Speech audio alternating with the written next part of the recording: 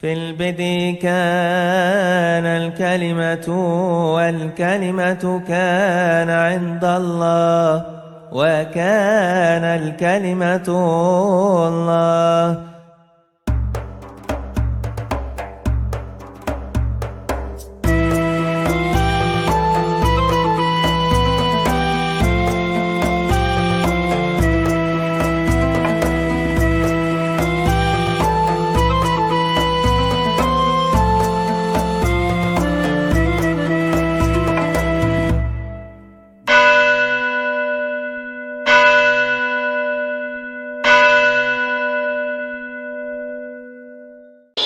Dia mengucapkan kepada saya, Habib Rizik, selamat Natal. Saya tahu artinya, selamat hari lahir Yesus Kristus anak Tuhan. Sebagai anak Tuhan, mestinya saya tersinggung dong. Untuk gue gak kepret. Nah kalau kita tersinggung kan mestinya kita kepret, betul? Wah aja lo, anak Tuhan dari mana? Kalau Yesus anak Tuhan, bidangnya siapa? Karena orang yang mengucapkan selamat Natal, maka dia sudah mengakui tiga. Yang pertama, mengakui bahwa Isa anak Tuhan.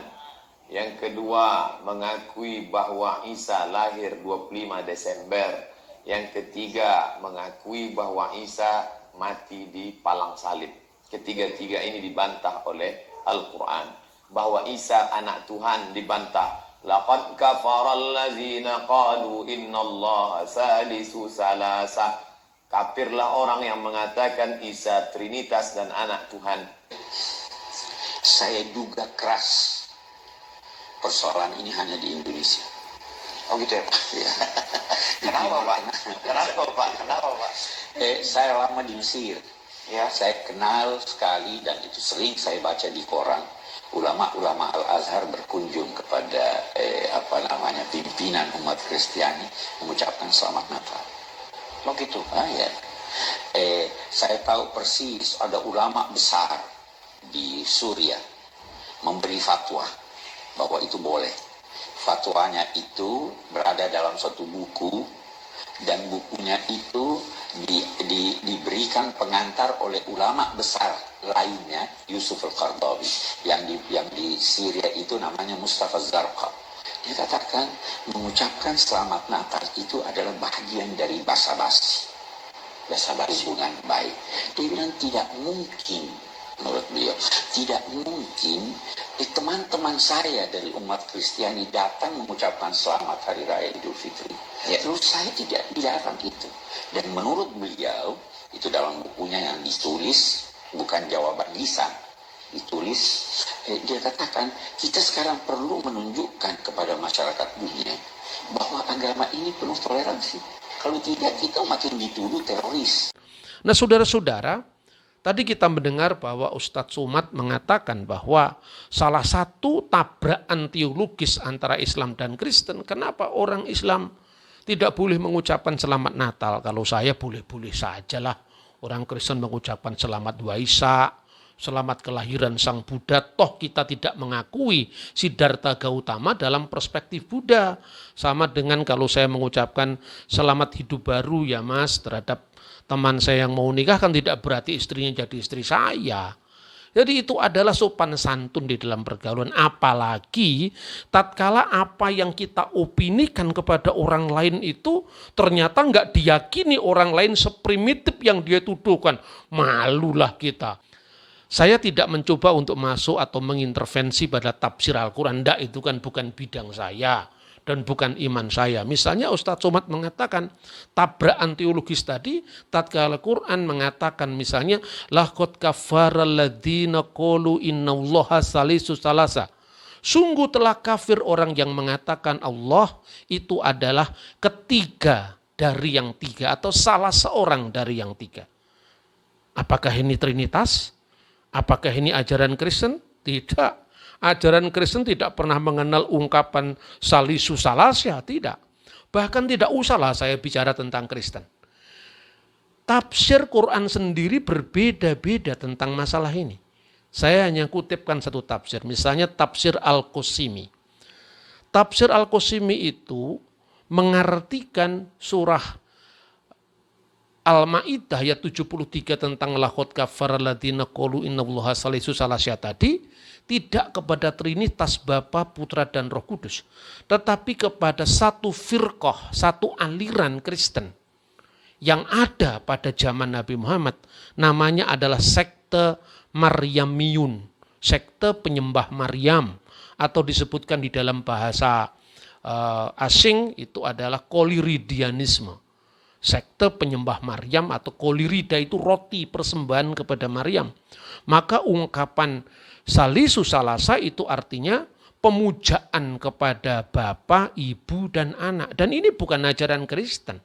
Tidak ada orang Kristen yang berdoa demi nama Bapa dan Ibu dan Anak. Tidak ada di seluruh dunia, baik itu Ortodok, Katolik, Protestan. Kita selalu berdoa Bismillahi walibni warahil kudus al-ilahu wahid. Amin. Demi nama Bapa dan Putra dan Roh Kudus. Nah, menurut Al-Qasimi, sebetulnya ungkapan Salisu Salasa itu merujuk pada keyakinan atau firqah dari Maryamiyun tadi, kelompok sekte Maryamin tadi. Begitu juga ketika dia menafsirkan wala takhulu salasa di dalam surah An-Nisa ayat 171.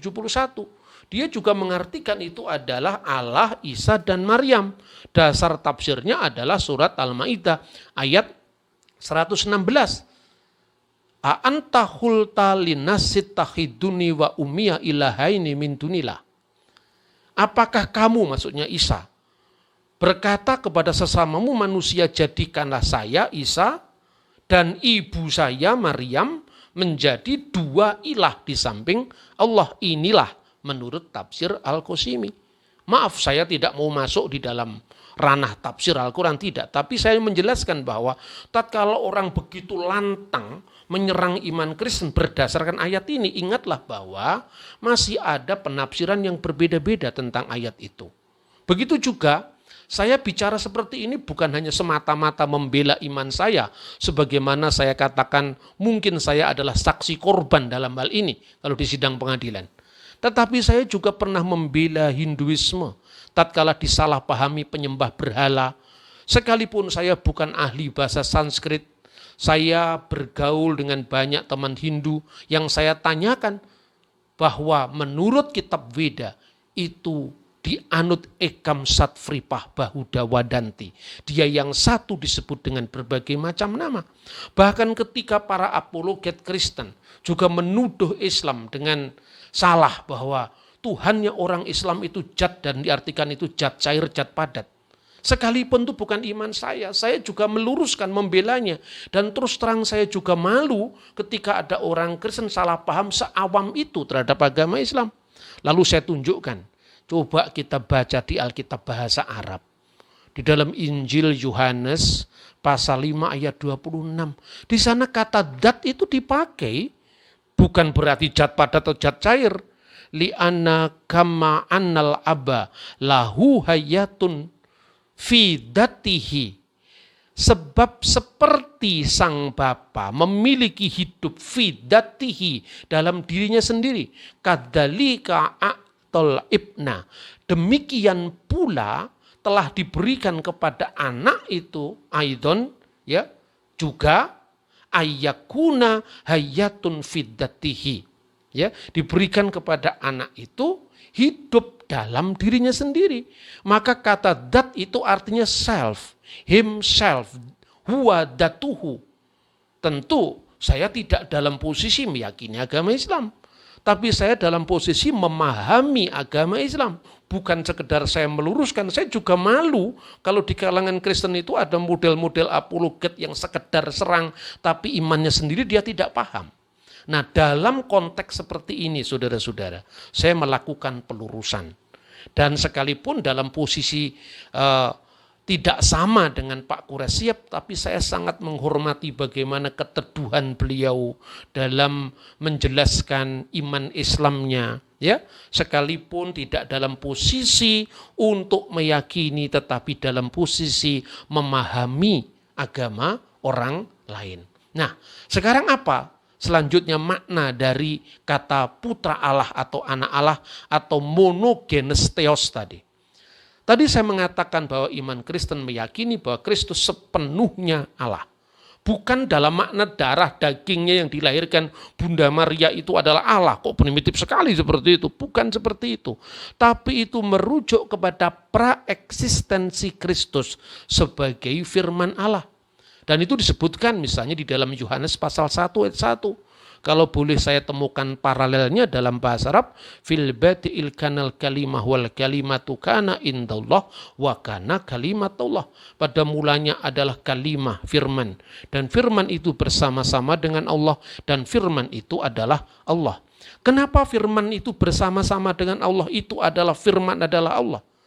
Nah, tentu kalau orang Islam memahami ini berdasarkan Al-Quran ya tidak cocok. Karena memang dalam Islam Yesus adalah manusia biasa, seorang nabi, sekalipun juga digelari dengan kalimatullah.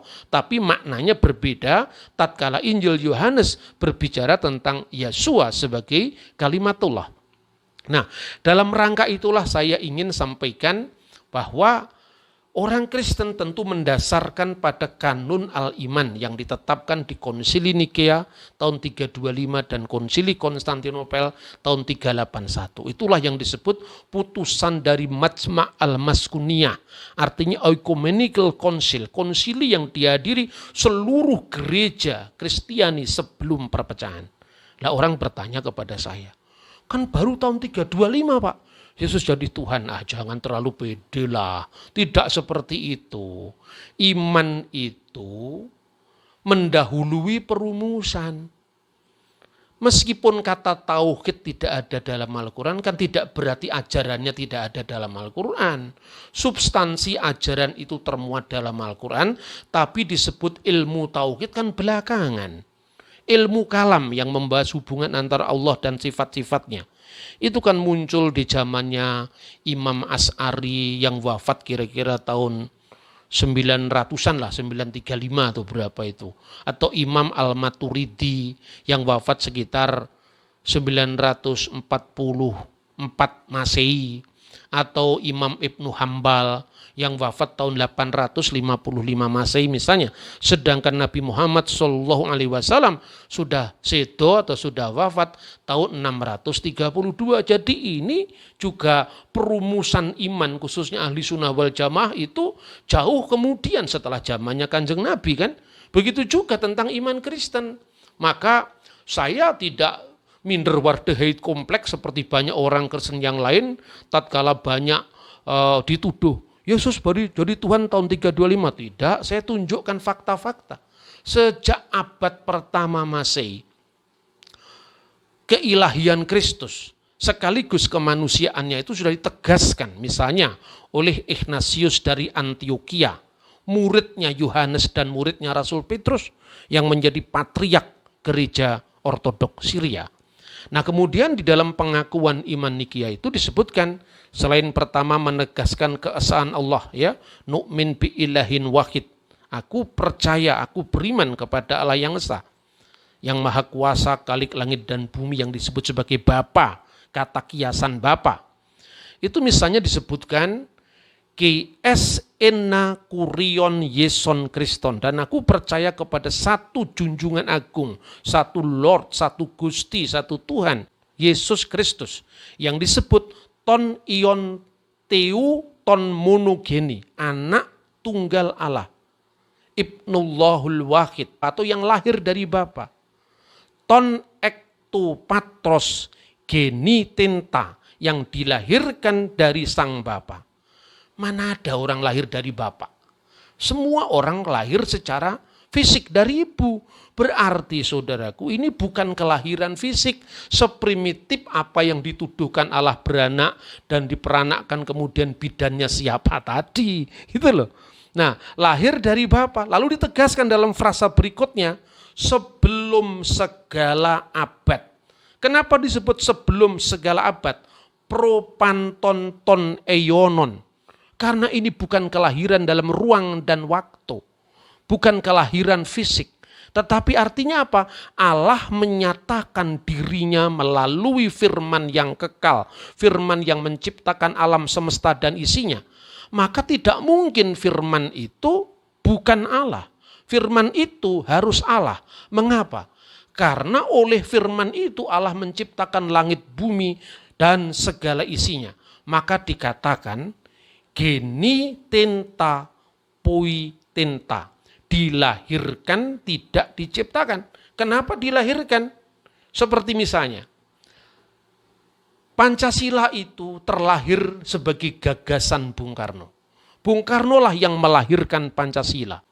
Kalau Pancasila lahir dari gagasan Bung Karno, tidak perlu bertanya, istrinya gagasan siapa? Bidannya yang melahirkan gagasan Pancasila siapa? Tentu tidak seprimitif itu ungkapan. Lahirnya ide, ya, lahirnya Pancasila, itu bukan dalam makna fisik, saudara-saudara. Maka dikatakan dilahirkan artinya apa? Dia baru dinyatakan, tapi sebelumnya sudah ada. Sebagaimana sebelum saya mengucapkan sesuatu, ada gagasan yang keluar dari diri saya. Tapi sebelum gagasan itu keluar dari diri saya, gagasan itu sudah satu dengan pikiran saya.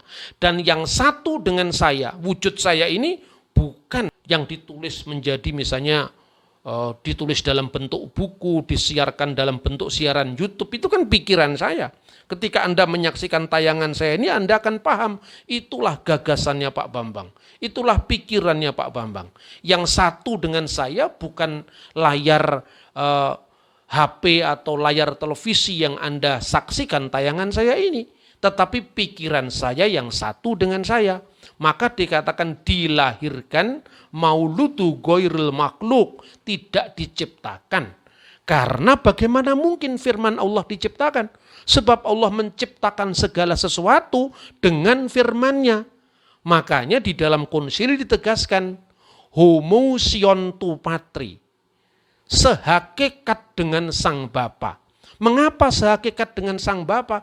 Karena diotapanta igin itu. Karena segala sesuatu diciptakan oleh firman tadi. Seperti yang dikatakan dalam Injil.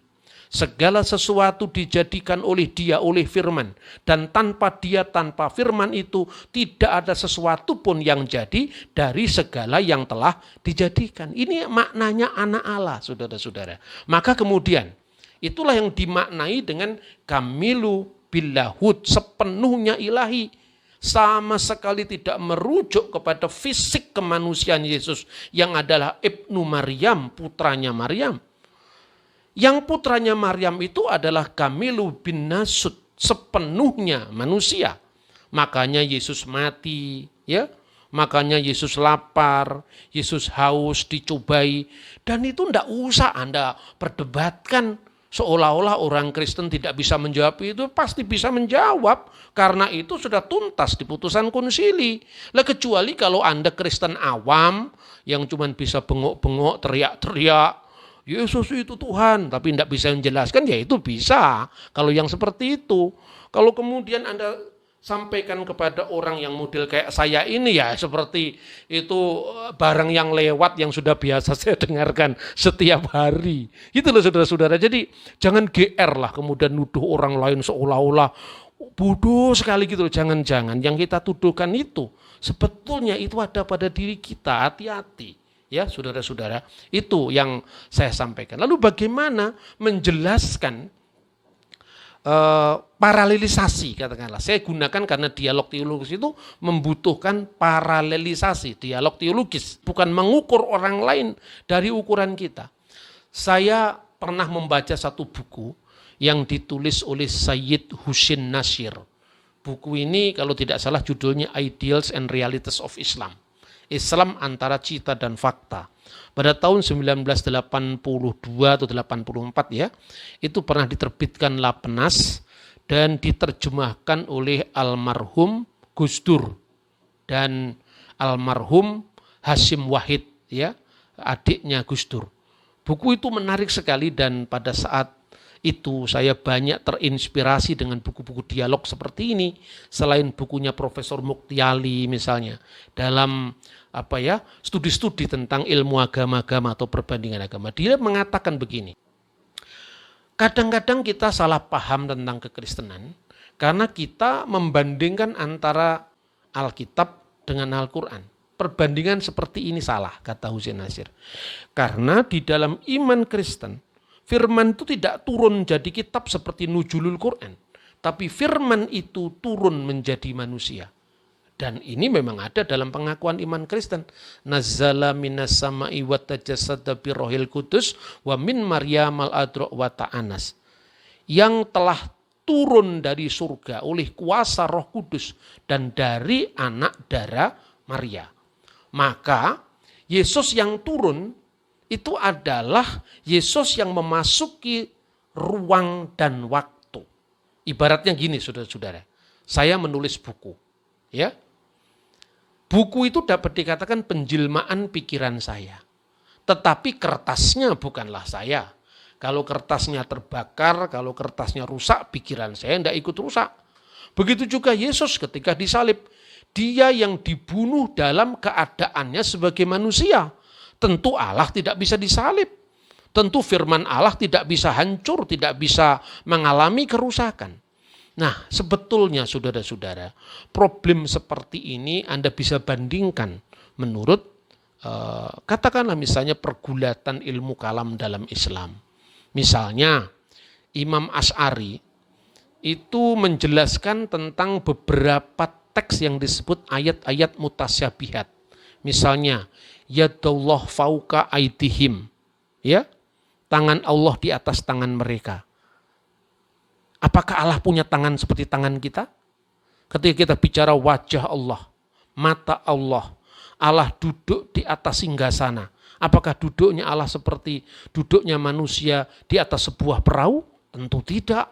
Itulah sebabnya maka ada 4 hal yang menghadapi ayat-ayat yang mutasyabihat, ya, yang dilakukan oleh Imam Asy'ari. Yang pertama adalah ta'yib.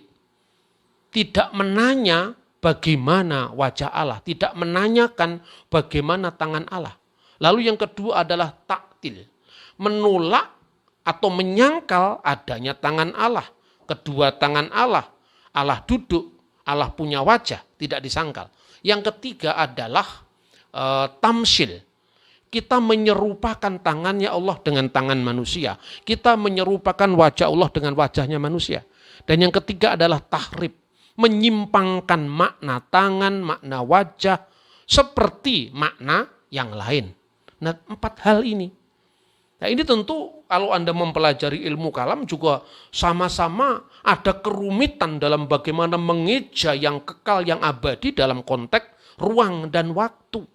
Lalu Imam Al-Maturidi itu membedakan antara kalam nafsi, kalam yang kekal, dan kalam yang tersusun dalam bentuk bahasa, dalam bentuk susunan kata-kata, kalam lafaz. Nah, kalam nafsi itu adalah kalam yang kekal. Itu sebanding dengan ketika orang Kristen bicara tentang Kristus itu kamilu bi lahut. Sepenuhnya ilahi, tentu bukan dalam pengertian fisik kemanusiaannya. Dan fisik kemanusiaan Yesus yang terikat oleh ruang dan waktu itu sejajar dengan kalam lafaz tadi. Tidak menyamakan, sekali lagi saya katakan tidak menyamakan. Tapi mendampingkan pemahaman, dan ini bukan metode saya. Ini metode ilmu perbandingan agama, seperti yang dilakukan misalnya Sayyid Husain Nasir, Profesor Muktiali. Nah, kecuali kalau Anda memang hanya sekedar mendebat agama lain, atau menang-menangan, ya lain lagi kalau begitu. Berarti memang niat kita bukan dialog. Niat kita adalah menyerang agama lain. Nah, saudara-saudara, semoga apa yang saya sampaikan ini paling tidak mendudukkan perkara yang sebenarnya. Bahwa tidak pernah ada orang Kristen seprimitif yang dikira bahwa Tuhan itu punya anak dan bidannya siapa. Soal Anda mau mengucapkan selamat Natal atau tidak pernah ada orang Kristen yang meminta. Orang Kristen tahu tidak mungkinlah kalau kepada seorang Habib yang tidak merayakan Natal kita mengatakan selamat Natal Pak Rizik. Ya tentu tidak ada yang mengatakan begitu. Ya, karena itu ucapan itu kan selalu muncul dari orang lain. Orang Islam mengucapkan selamat Natal kepada Kristen seperti yang ada di Palestina, seperti yang ada di Mesir, dan tidak sebaliknya. Semoga tayangan ini bisa mencerahkan semua pihak, dan ikuti tayangan saya selanjutnya yang menjawab apakah benar Yesus lahir 25 Desember. lahirnya Yesus atau lahirnya Dewa Mitra. Saya akan bicara dengan fakta-fakta sejarah yang akan saya sampaikan kepada Anda. Terima kasih untuk perhatian saudara-saudara dalam channel ini. Shalom alaikum bismillahirrahmanirrahim.